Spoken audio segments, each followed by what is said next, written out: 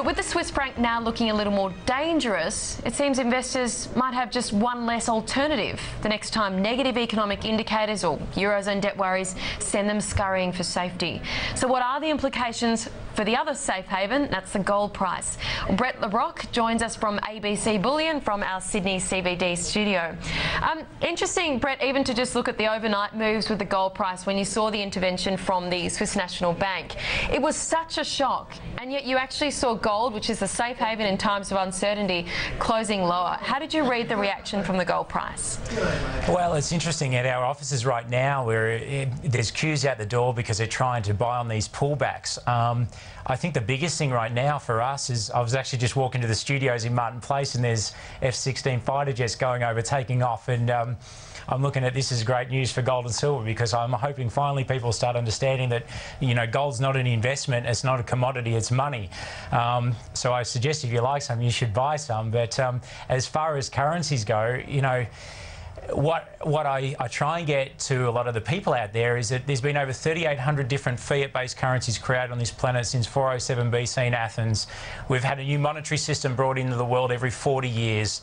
Unfortunately now the Swiss franc was the last of the safe havens of the fiat currencies, and now I think it's a time for people to really start paying attention to what is money, and that has been gold and silver for 5,000 years. So you say it only further undermines the confidence in currencies. Do you think all of that safe haven money that would have found a home in the Swiss franc, maybe not now, does it go straight to gold? Or you just said it's the last of the safe havens, that just seems too easy.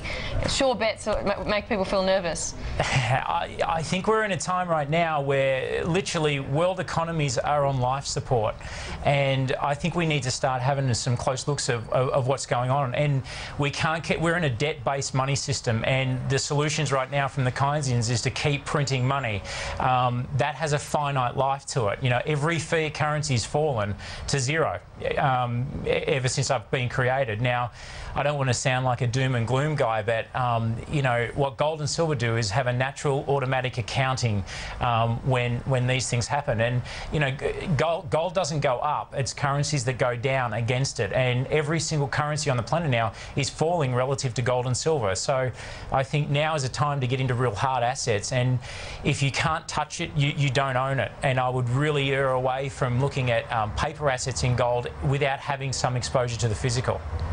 So what are the better ways to get exposure to the physical if people do want to do that then? I think the first thing is to understand what gold is and owning the physical, and that is to actually buy the physical bullion and take delivery of it. Whether you store that in bank vaults or private vaults, I think it's a preservation of wealth, and it alleviates any counterparty risk. And right now, in a debt-based money system where we've just got paper backing paper, I think now's a time for people to really start understanding what physical gold is and its role in history. And this is where it's skipped a couple of generations in Australia, where we still don't appreciate the true value. A lot of people think it's some yellow metal that's a barbaric relic, but it's far from being in a bubble.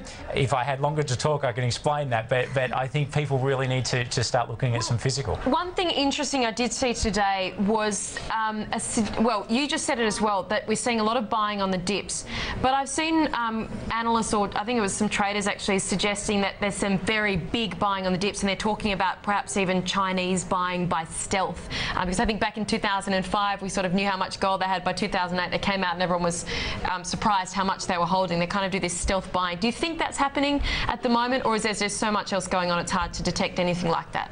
Look, I think that the big thing right now is, if you look at the gold run from in the 70s era, gold went up 24 times, and back then central banks were net sellers of it, and it still came and hit 850 in 1980, and it came to a 1-to-1 ratio with the Dow. Right now, since 2010, 2011, central banks are net buyers of this stuff. I can't tell you what China's doing. They don't want the world to know, but I agree with everything probably those analysts. I just can't prove it for you, but I think right now the world's waking up to it. Russia, India, China, central banks are knowing what's going on. I just feel sorry a little bit for the average person in the street right now, because they've been so tuned to other asset classes, and because it skipped 2 generations, they're just not aware of the functions and the role of physical gold. Brett, if in like 5 words or less, if possible, I'm out of time. What's the biggest risk to the outlook that you just set out today to that gold price? What's the, sorry, the phone just cut out then, so repeat that.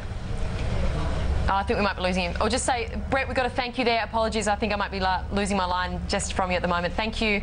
Yeah, Brett LeBrocque from ABC Bullion. We will leave it there.